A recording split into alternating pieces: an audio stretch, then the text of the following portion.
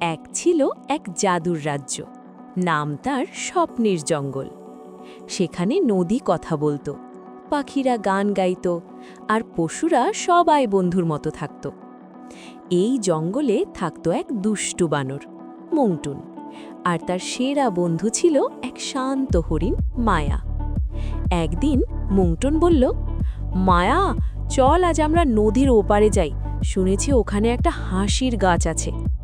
মায়া একটু ভয় পেয়ে বলল, ওটা নাকি জাদুর জায়গা, সবাই বলে সেখানে গেলে মানুষ হারিয়ে যায়। কিন্তু মংটুন তো থামার ছেলে না, সে বলল, বাবা রে বাবা, ভয় পেলে তো অ্যাডভেঞ্চার হবে না।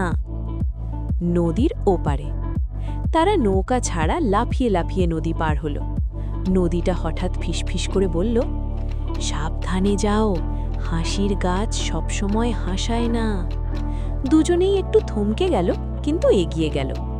গাছটা দেখতে ছিল অদ্ভুত, পাতাগুলো হাসির মতো বাঁকানো, আর ফলগুলো ছোট ছোট ঘণ্টার মতো। মংটুন একটা ফল তুলতেই হঠাৎ জোরে হেসে উঠল। সে থামতেই পারছে না। মায়া ভয় পেয়ে বলল, এটা তো বিপদ, তুমি থামছ না কেন? তখন হঠাৎ এক জ্ঞানী প্যাঁচা এসে বলল, এই গাছের ফল বেশি খেলেই হাসি থামে না, আর শেষে মানুষ সব ভুলে যায়।